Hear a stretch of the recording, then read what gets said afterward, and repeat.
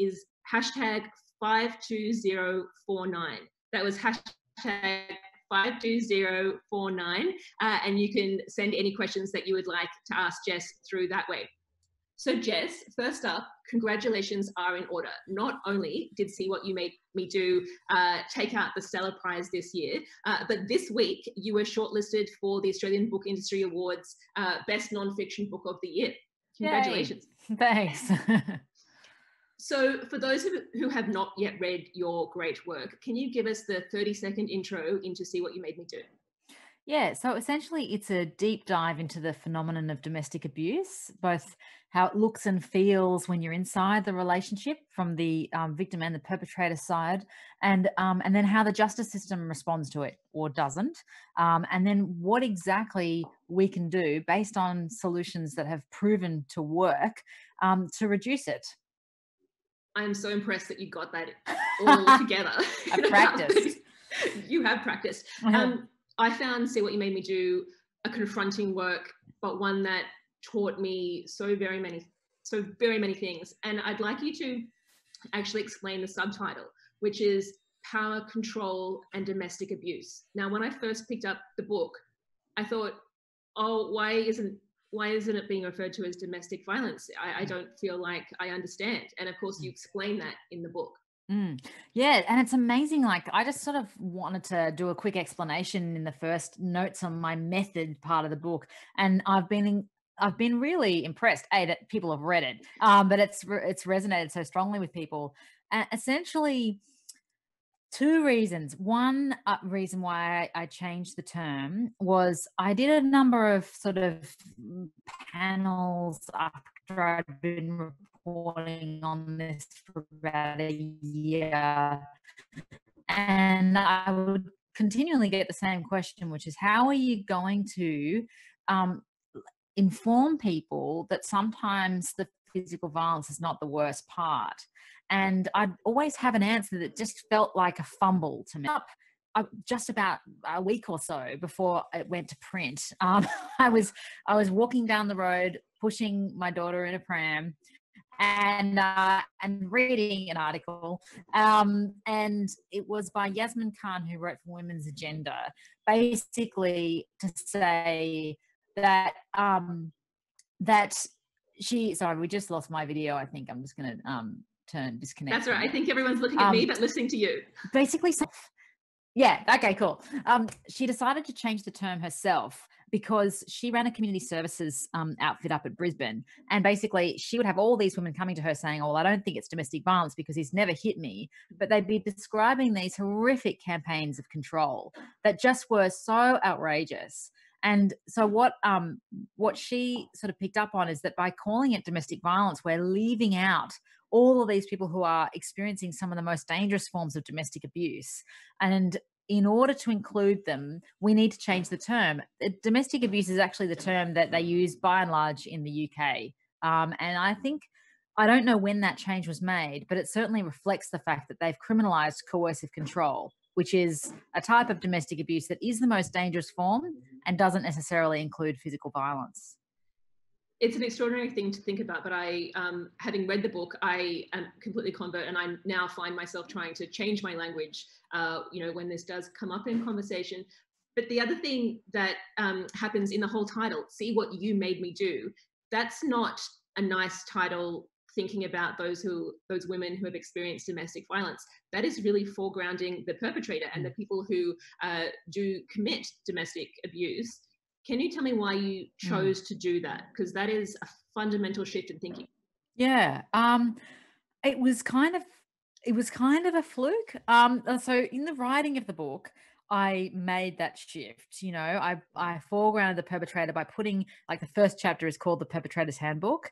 And originally the first chapter was going to be the next one, which is The Underground, which talks about the victim's experience. Because we're so used to hearing from the victim first. That's what we're, every time that we read a story about domestic violence, if there's an interview done, it's usually with the victim or with their family or whatever, very rarely with the perpetrator. But I just felt like I don't want to have the victim have to represent themselves first. And so in that first chapter, it's an account of me and my husband silently in the background there, basically sitting down with a husband and wife who have sort of recovered from years of domestic abuse. So we get first, the perpetrator is the first person who appears, but then his wife is there to sort of like offset what he's saying and fact check him. And so the title, when that came about, I think the reason why it resonated, not only because it is so strong, but also because it totally reflected what I was trying to do with the book.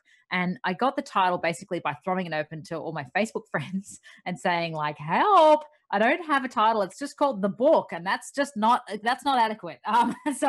So we started throwing around titles. There were some great ones. There were some horrendous ones. No doubt. No doubt. It's a very difficult topic to illustrate with, like, you know, stock photos, and it's a very difficult topic to get a book title for. But this one woman, Nikki Stevens, she's a documentary editor, and she just put one line in this Facebook threads, look what you made me do. And all of a sudden, people started piling into it and replying and saying, that's what he used to say to me. That's what my mother used to say to me. You know, oh my God, I'm getting chills down my spine. Like, it was just immediately resonant. And then actually somebody who I interviewed for the book came in and said, you know, that's a Taylor Swift song. And I was like, of course I don't know that. I'm not hip. And then we started all workshopping. Well, what does Taylor Swift think about when you use the title of her songs for other projects? And apparently she was quite litigious. So we were like, oh no, that's totally KO'd that idea. But when I'd already told Black Ink, because I was just like funneling all these ideas to them, what about this? What about this? And they were so keen on it. And so they started sort of working on it. And then they came up with See What You Made Me Do. I'm like, brilliant. All right. I'm sold. Yeah. It is a fantastic title. Now, I'm interested in how the book has been received. Obviously, it's been really well received in literary circles, in the book world, in the publishing world. So I'm not talking about that. I'm talking about people who have experienced domestic abuse, frontline workers and service providers who know what is happening on the ground. And also if you have received feedback from perpetrators.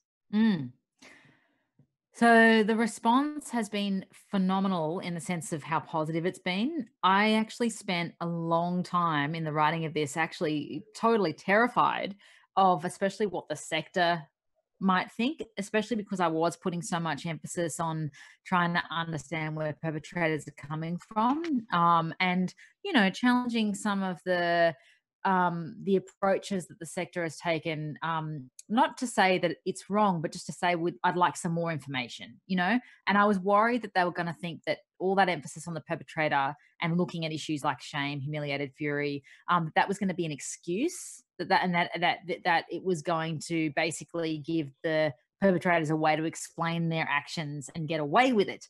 So that was my worst nightmare.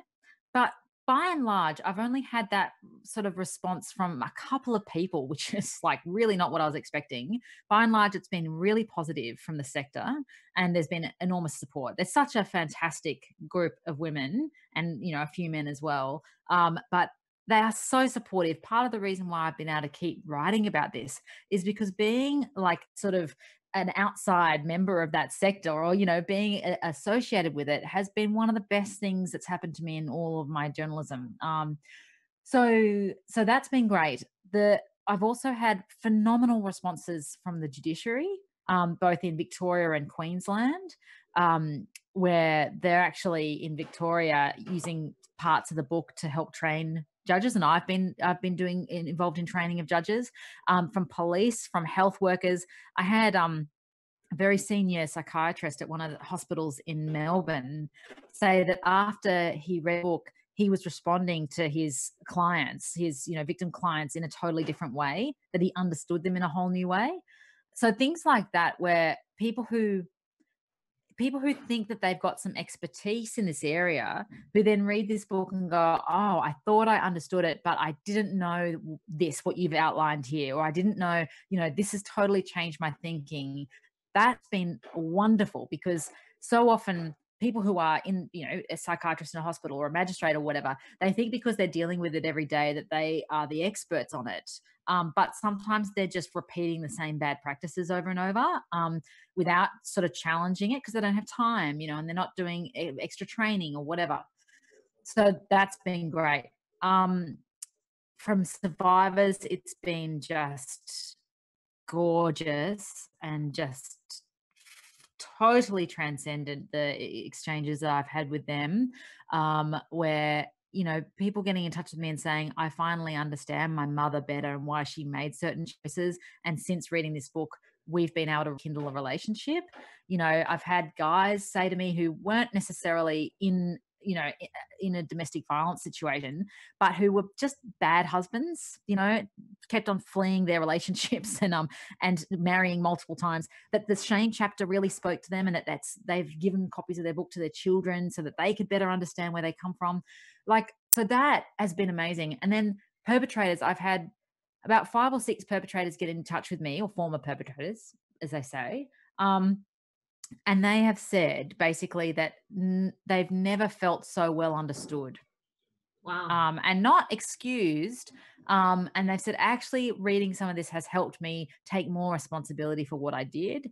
And again, a couple of guys in signing lines have said to me, like, they've come up with like 3 copies of the book to give their kids, to say, like, I want you to better understand what you lived through and what was happening when I was doing that. And it hasn't been, it hasn't been as a way of excusing them for their children. It's been like really taking ownership and going, fuck, that's what I did, and that's what I did to them. So by like, I mean, I'm talking like hundreds, thousands and thousands of interactions and emails and tweets, and it just keeps going. It doesn't stop. And it's been like 10 months. It's, really since winning the Stella, the amount of interaction, it's been like relaunching the book all over again. And deservedly so. I'm really not glad, that's the wrong word, but I'm so impressed that you have heard from some former perpetrators, and they can interact with the book and the concepts that you raise. And I'm also interested in the idea of people giving it to their children. Now, there is a chapter in the book that you based on interviews with children who had experienced domestic abuse, and that can be read with guidance depending on their age by children. Can you talk to me about that and the response from children? Yeah. So that chapter was amazing to write, because I literally interviewed I can't remember how many, maybe a dozen or so, but a bunch that also didn't necessarily end up in the book, but of kids who were aged between 8 and 18, and then also adults who had grown up with it in childhood. And honestly, like, talking to some of the kids, especially the young kids, like 8 or 9, their level of maturity and their understanding of what was going on and their way of framing it. Like, one kid said that he learnt to read his father's face like an algorithm. And he was this really keen gamer. And so he had this whole thing where he was going to analyze his father's face like he would look for clues in a game. And it's like, the way that kids make this make sense in their world is both incredible and obviously incredibly disturbing. So I had really incredible connections with children on this, and I think also with young adults who would talk to me about how they had been misdiagnosed since they'd grown up with this abuse, misdiagnosed with borderline, with bipolar, with any number, attention deficit disorder, and in fact had only felt that they were truly understood when they got the diagnosis of complex trauma. And that's essentially, complex trauma looks a lot like borderline personality disorder, but it's developed based on the information that the children get while they're developing, which is that they are constantly experiencing betrayal from their caregivers, and they have to be hyper vigilant and hyper aware of their environment. And it's very hard when you have that for years on end as a kid, as an adult, when the threat is not present, to learn how to live as though the threat's no longer present. So that that chapter, I actually got a writing retreat um at as I was finishing that chapter, and I was 35 weeks pregnant. Oh my goodness. And and I got they emailed me and said, "Can you take this?" And I'm like, um, "Don't know." But I ended up going to this beautiful house in the Dandenongs. Um, and essentially spending a week there finishing this chapter, knowing that once I had a baby I just would not be able to write about this. I'd be too wide open. And literally, yeah, in that little house I finished that chapter. And it's for me it's one of the most special chapters in the book, because I think children so often get ignored, not only children who are actually under 18 but adult children. And I think especially men who've grown up with it when they were boys, because we talk about women and children going through domestic violence, but children are sort of like this amorphous product that who don't ever grow old, in the way that we talk about them. It's like all these adults walking around, including men who for whom domestic violence has been a huge part of their lives, and they sort of don't really get included in the conversation. So I really wanted that to resonate powerfully with people, and for them to think about children as individuals who have their own unique relationship with abuse, even if they're as young as 2 or 3. It's difficult to contemplate, and I read the book, and I feel a lot of things listening to you talk.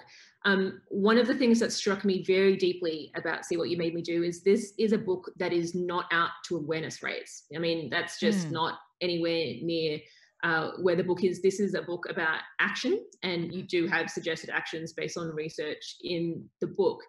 But one of the actions I don't know how to do, and I'm interested in your thoughts, is how do we as a society, as people, as family members, as friends, actually start to have a conversation with the people in our life who we might think are experiencing domestic abuse, because that's not socially accepted, even among close female friends. I mean, it's a place that people don't go. And if we're going to act, and how? Yeah, it's a good question. And it's something that I've only really started grappling with more recently, because I it's a regret in the book that I don't really go into much more detail about that. But at the same time, it's sort of not a self-help book. It's not a book of that kind, but it is a bit of a gap.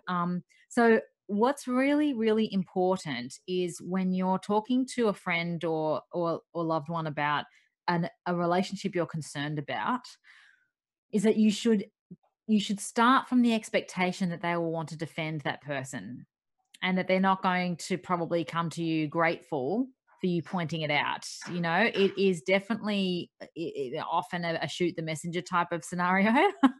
Yes. So you kind of got to be ready for that. But part of the way in which you can head that off at the pass is to really approach it so that you're not condemning the person that they're with, but you're sort of like you're questioning their behavior. So it's sort of like people say, don't hate the person, hate the illness type of thing. So you're going to have much better chance of getting through to your friends or loved ones if you just try to really highlight to them what you think is worrying about their partner's behavior, maybe what you're concerned about in terms of you've noticed changes in them, especially like changes in the personality, changes in the sense that maybe they don't feel so open about talking to you about things. That sort of thing is really important. To go with no judgment. Don't predicate your help or support on a timeline that you expect them to take action in. If they don't leave, that's their prerogative. You might be talking to them about this for years. That's the reality. That is incredibly frustrating. And also not to feel guilty if you feel like, if you feel incredibly frustrated by it and feel like just backing away, because it's actually, if you take on the responsibility, if you really go there, it's actually quite a lot of work. So, and they'll be ready at that moment, but they may not be. And it's like asking someone, are you okay, when they're suicidal? It's like, are you ready for them to say no? Are you ready for them to be calling you at 3 a.m.? Those things. So, but basically no judgment, no expectations, total openness. Believe when they tell you, don't ask them the causes, Why do you think they, did that? What did you do? Just let them talk and get them talking about it, get them feeling open about it. And if they say things that sound crazy to you, just don't comment, and educate yourself. Read the book, read other sort of resource materials, and Domestic Resource Centre Victoria has excellent online information about how to help friends and family. We are both female, and we just had a discussion, and it kind of assumed, not explicitly, but it kind of assumed that was someone talking to the woman, because this is gender-based violence. Can you ever see a time, or do you think it's possible for it to become socially acceptable for a guy, a male, to call out his friend or his acquaintance or his colleague that he thinks might actually be a perpetrator? I know you don't have the answers, but I'm kind of wondering, can we ever get there? Can a guy take another one aside and say, hey, how are you? I think you might be acting inappropriately and we need to intervene. Yeah. Well, so there's an anecdote. I sort of used to explain this very quickly. I won't talk for too long, I promise. But there's an ad that was going on in Victoria as a call out ad, which was basically, if I think Respect Victoria put it out, and it was guys in a pub. They're all sitting around having a beer, and one of the guys gets a call from his wife, and he's just showing all the red flags, demeaning her, degrading her. It's obvious that there is an abusive situation going on, and you can see the other guys kind of shuffling in their seats. And then he hangs up the phone, and one of them goes, mate, that's not on. And he's like, oh, loosen up, blah, blah, blah. And then another guy chimes in and goes, no, mate, it's not on. And, then this guy goes quiet and sort of just like looks into his beer. And I hate the term virtue signaling, but to be honest, all that ad does for me is virtue signal, because in reality, if you're a group of guys sitting in the pub, there are all sorts of different power dynamics between each and every guy. One guy's chiming up and doing that, he could get absolutely shouted down by all his mates. But more to the point, that guy who's just felt humiliated and shut down by his friends, he's going to take that humiliation somewhere, and is probably going to take it home. So I really wanted to see like an alternative ending to that ad, which is one of the guys maybe pulling him aside, as you suggest, like over to the side in private, not in front of everybody, and just going, mate, what you were just saying doesn't sound like you. What's going on? Do you want to talk about it? Now, I think that in some male groups that's unthinkable, and in other male groups that's happening. In some male groups, it feels like, whenever there's an awkward situation, an awkward conversation to be had, you need people with high amounts of emotional intelligence to have it. So part of it is, the need that we have already identified to raise boys to be more emotionally intelligent so they can have those conversations. But yeah, I definitely, like, that is the cultural change that's on at the moment. But I think rather than saying call out your friends and sort of like as if you're like policing them, it's much more about like, what is going on for you that you're like destroying your own life by behaving like this, let alone your partner or your children. I wish for that world, where these things are talked about all of the time. We're chatting at home because we can't go outside, and home is not a safe space for so many people for a variety of reasons, but including homes when there is domestic abuse. And statistically, people listening to this will have experienced or may experience or may be experiencing domestic abuse. And you don't have the answers, and the book doesn't have the answers, but I'm wondering about how you talk publicly about this book in this time of lockdown when you know the stats. Well, mostly it is to, to give people ideas about what they can do if they see, if they're beginning to get worried, like if they're finding it really hard to get their friends on the phone, or their friend is constantly shutting down conversations when their partner comes in the room, or, so there's been great advice from academics like Silky Meyer, who have been saying maybe set up a code word or an emoji or something that a friend or a neighbor can send if they need help. So some of that has just been more practical stuff, but coming at the whole issue of perpetration and where abusers are coming from, as I have, which is to look at shame and humiliated fury, I think that like if we look at what happens when there's widespread economic insecurity, when there are people losing their jobs, when there are people who just aren't able to do their work to the level that they otherwise expect and that they identify their self-esteem with, um, shame starts to become much more prevalent and activated in the community. And so for me, I'm really interested in, we've definitely had an increase in domestic abuse, but we've not seen anything like what's happened in the UK, where there was a doubling of the domestic homicide rate since the lockdown started. So I'm interested in as to whether some of the wage, sort of the benefits, have helped on this level. What else is actually helping to keep the statistics going completely wild? But yeah, I mean, it's all just happening at a more exacerbated rate. That's just the nature of being trapped in a house with someone who's intent on demeaning and humiliating and degrading you. Now, am I right in thinking that See What You Made Me Do is one of, if not the first book about domestic abuse published in Australia? Yeah, for a general audience. For a general audience. So not Yeah. academic text, but for a general Yeah. audience. Now, I know that See What You Made Me Do is on its way to America and it's on its way to the UK with, I guess, more international research. What is it like for you taking this first of a kind in Australia to the world? I'm nervous about it because I'm not, immersed in the American and British situations as much as I am here. But I think there's enough universal material in the book to carry it. I'm excited about, because I can't wait to see what the local various sectors, how they're going to respond over there, and how the public is going to. I've already got like such great responses from international readers who read the Australian version and didn't seem to mind that it was all based in Australia. So, but part of me is also like, I'm never ever going to be able to stop talking about this, like, because these international editions keep rolling out. It's going to Russia, Hungary, Taiwan. It's sort of becoming this phenomenon that I never expected. I never expected it to be published outside of Australia. That's why I made it so Australian. And yeah, it sort of feels like I could be gearing up for the same as what I experienced when it first launched in a few months, but in various countries. Well, domestic abuse, unfortunately, is a universal problem. I am glad it's going to other countries. We do have a question from those listening. Is your writing continuing to be immersed in looking at this social problem, domestic abuse, or is your writer's gaze starting to look at challenging other cultural norms, maybe around shame?